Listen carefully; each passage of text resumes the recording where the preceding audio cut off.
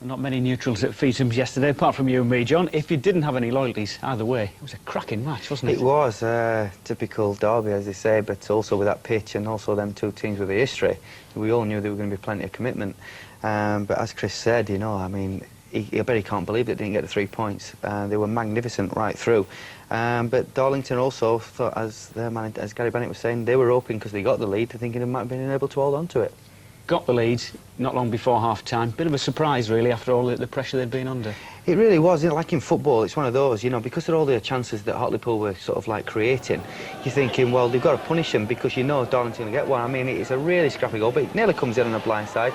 It's a good job he's got the long studs in there, so that's what he got. And it's a nightmare for the keeper because he just takes him by surprise because he hasn't got a good contact on it. And the equaliser, not another scrappy one. And Brummel, I can't believe he's looked where it's actually finished. He's lost sight of the ball for a split second, but it's actually fell perfect for him. And the lad Andy Collett, there's one thing he couldn't do from 8 yards, blasting straight above his head. Only Darren Knowles' second goal ever for Hartlepool. What a time to score it. But the only reason Poole didn't win it, as you said, was Andy Collett. What a fantastic display yesterday. It was absolutely unbelievable. You had to be there to actually see it. I mean, hopefully we can sort of like get it across on TV to show how good he was. But some of the saves, I mean, when you look at him, his reactions and his agility is just second to none. I've seen him a few times this year, and I mean, we just found out that he'd signed a 2-year contract. I mean, I really believe some of the big clubs now should take a chance.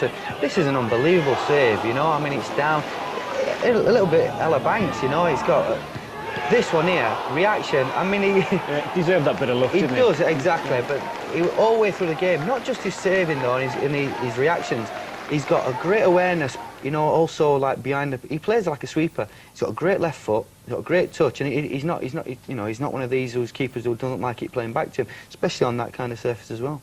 The other big talking point, I think, at Darlington yesterday, a very public slanging match on Paul Goff's Century FM breakfast show Friday between Darlington chairman George Reynolds and the former manager David Hodgson over the cost of taking the Quakers to the playoffs. This is a little taster of it. Excuse me, you're not the chap who actually said that you wanted this type of player in the football club? No, you're the one who got the contract together. Oh, you're not? So, OK, well, fine, there's no point in the discussion if you're not going to be open and honest about it. Well, listen, you ended up as a union delegate according to these prices.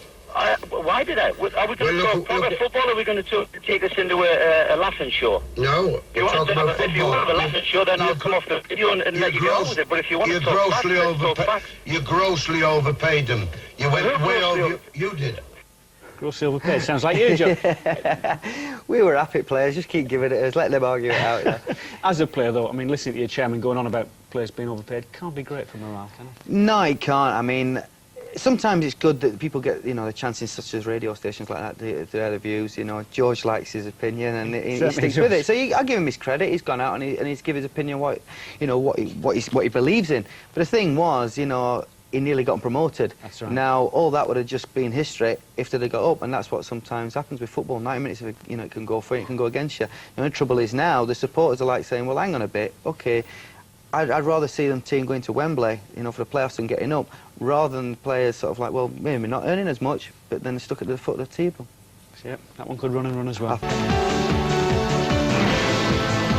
Darlington can't afford too many slips on the run-in. Scunthorpe goalkeeper Tom Evans made a couple of costly slips. Both were punished by John Williams for his first goals at Feethams. Williams had only scored once in 12 appearances since arriving from York, but he took his chance as well to give Darlington only their second home win of the year. The Quakers had an uncomfortable last 5 minutes after Alex Calvo-Garcia headed Scunthorpe onto the scoresheet. And despite the win, Darlington are still only 4 points off the bottom, but they do have games in hand. Like Hartlepool, Darlington are on a bit of a run. The draw at Exeter last night means the Quakers have lost just one of their last 8 games. Just as well, really, because the other teams down at the bottom have also been winning. Just 2 minutes after Steve Flack had poked Exeter into the lead, and with his first touches since coming onto the pitch, Quakers sub Richard Hodgson came up with a fabulous solo effort for the equaliser. Darlington are 5 points and 6 places off the bottom, but they're not quite safe just yet. We're almost as desperate as Halifax for points, which would explain their determination to fight back from Leyton Orient's opener. Skipper Dean Smith doing the honours for the playoff hopefuls. A pointless penalty put the strugglers back on terms. Steve Harper teasing Sasha Opinel into a rash lunge, which he was always going to make the most of. Glenn Naylor nailed the spot kick. That's how it stayed, but not without one almighty scare in second half stoppage time. Smith so close to a second. Are still fighting for survival in Division 3 after only managing 1 point against Southend. The game seemed theirs until 5 minutes from time when the Quakers fell to a late equaliser. The Feetham's faithful saw the Quakers make a solid start. Southend's keeper was put through his paces when John Williams shot on target. A few minutes later, Darlington's top scorer Glenn Naylor found the back of the net, only to have the effort ruled offside. The pace moved up a gear in the second half when Darlington finally broke through, and it was Naylor again who made no mistake this time as he headed it home. It looked as if they had 3 points in the bag until just 5 minutes from the end when Bramble picked up a loose ball outside the box and hit a low shot which beat Darlington's keeper. Darlo battled on though and almost clinched a last-minute winner, but it wasn't to be as Paul Campbell's header was kept out by the woodwork. The manager watched 3 points dissolve and was clearly not a happy man, having to settle for a draw. Is this good on his 2 points lost? Definitely so, especially when, after that, when they have scored, we've come back and we've had 2 or 3 efforts, and especially the one what's hit the underside of the bar. But that sums our night up. They're never short of money, are they? Just ask Chairman George Reynolds. He was celebrating last night after the Quakers picked up 3 very valuable points in their quest to pull away from Division 3. In fact, Darlington are now 8 points clear of bottom club Halifax after a great night at Feetham's. Make no mistake, Darlington were desperate for this win, and Shrewsbury Town can have no complaints. The Quakers completely dominated this game. Frenchman Olivier Barnard, on loan from Newcastle, put Darlington in front after just 11 minutes. The home side eager to win following a number of recent draws. 13 minutes later, Darlington were 2 up. Mark Kiltott into the top corner secured his first goal for the club. Gary Bennett and assistant Mick Tate anxious not to throw away their early 2-goal lead. No danger of that when a minute from half-time, top goal scorer Glenn Naylor added a third. Darlington were on fire and the home fans couldn't quite believe it. 3-0 was how it finished. Darlington could have won by more. A great win, and the Quakers are unbeaten now in 6 games.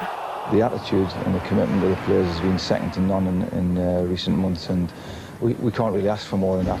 All we say to them on top of that is, right, see if we can get a little bit of quality into the play, once we've done all the hard work. And that's what they've been trying to do, and they've done it really well.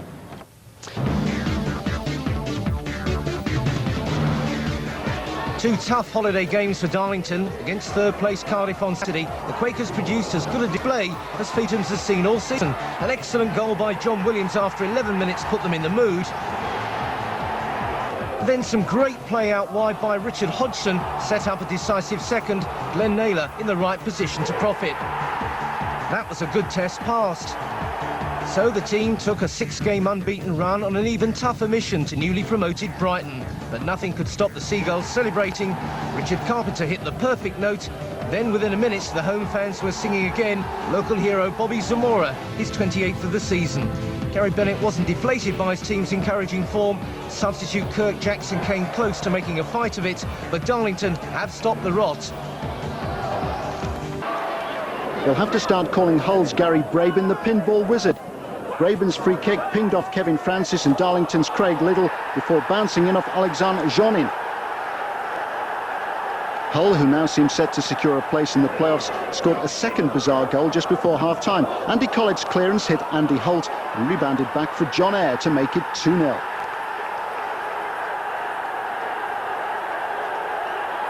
No peace of mind yet for Darlington fans. Their team would have been sure of a place in the 3rd Division next season if they'd taken just a point at bottom of the table Torquay last night, but it didn't happen. This was the perfect chance for Gary Bennett's side to coast through the last couple of weeks of the season, because a draw would have meant Torquay couldn't have caught them. And when Frenchman Olivier Barnard, on loan from Newcastle, put them ahead early in the second half, the job was almost done. But within 5 minutes, the home side were level. Quakers keeper Andy Collett has been in great form this season, but when he couldn't hold a shot from Tony Bordeaux, Gareth Law stepped in for his very first league goal. Even that would have been good enough for Darlington, but with just 2 minutes left, veteran striker John Gale turned in the winner, which saw the Gulls swap places at the bottom with Paul Bracewell's Halifax. Any one of 9 teams could still go down, including York and Darlington. Darlington are safe, but they've got other people to thank for that. Again, they were up against a team in far more trouble than they were, and Halifax just seemed to want it more. On loan, Sunderland striker Michael Proctor came close for the Shaman. The Quakers nearly flew to one before half-time, but Olivier Barnard's miss-hit free kick hit the bar. Eventually the goal came. Craig Middleton scored it to give Halifax a lifeline. It was messy, which rather sums up a season. Newcastle fans then, but at least their team got a point. That's more than you can say for Darlington or for York. They're both set to finish far too close to the wrong end of Division 3.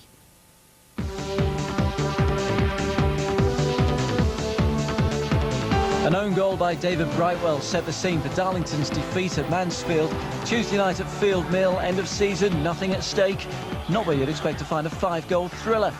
Brian Atkinson levelled the scores briefly from the penalty spot, but the Stags were soon back in front. Bobby Hassell's goal beat the keeper and the cameraman.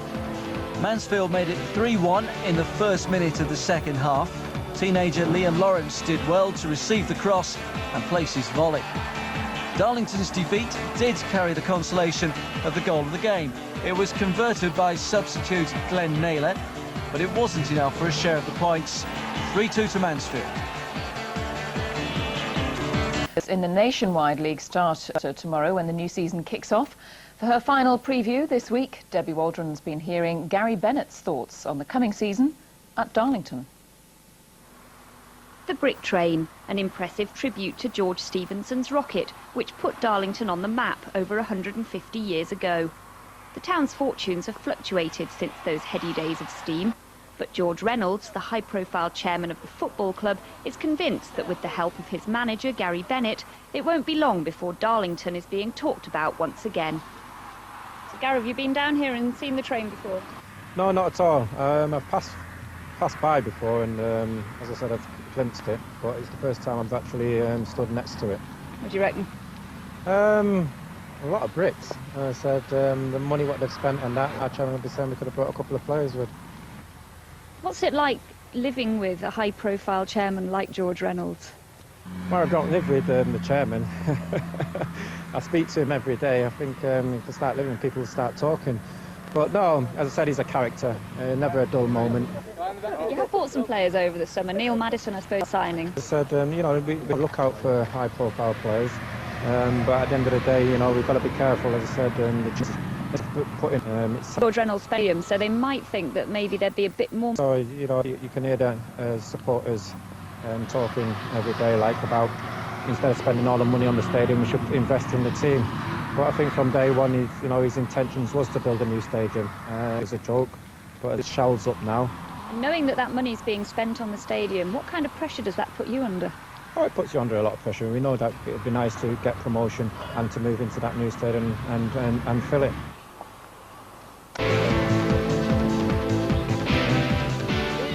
Chairman George Reynolds stopped off at Darlington's new ground to open the club's shop on the way to Southend.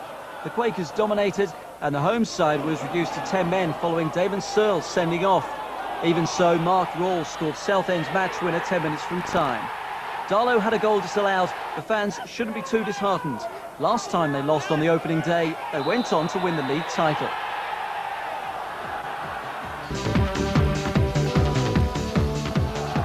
Darlington's first home match of their final season at Feetham's and their first home win. Craig Little thought he'd scored his first goal, cleared off the line. Barry Conlon was brought down to bring the chance that got the Quakers off the mark. Some dispute, but not in the mind of referee Mike Ryan. Mark Ford put away the penalty. The goals came in the second half. New striker Danny Mellenby made it 2. The former Bishop Auckland player slid in to convert his first league goal. Kidderminster finished with 10 men. Hafed Medu Otier's name was taken by the ref, and that took a while. But the final score was a lot easier to spell out. Darlington 2, Kidderminster 0. Sheffield United were always likely to provide a major obstacle for the Quakers, and so it proved. The Blades dominated the first half, but Darlington came into it more after the break and had the Division 1 side at 6s and 7s at times. Then, just as they headed for extra time, Sheffield United came up with a stunning winner from Laurent Jaffot. Tough on the Quakers, but their cup dreams are over. Hartlepool against Sunderland hasn't been the only local affair this weekend. Hartlepool and Darlington were head-to-head yesterday in the big third division derby. Hartlepool have made the better start in the league, but Darlington won the day at Victoria Park. This was no time to monkey about. Hartlepool versus Darlington, not for the faint-hearted. A big day for everyone, especially Quakers assistant Mick Tate, who used to be Hartlepool's manager. Winning a local derby this early in the season would be a massive bonus. Losing one would be horrible. For a long time, this was Hartlepool's match. Ian Clark, the first to try his luck and the first to be turned away by Quakers keeper Andy Collett. But there was no stopping Mark Tinkler. He got up highest from a corner to head the home side into the early lead they'd been dreaming of, and at this stage it was well-deserved. Things could have turned nasty for Darlington as Poole piled forward trying to kill the game off. It took a brave block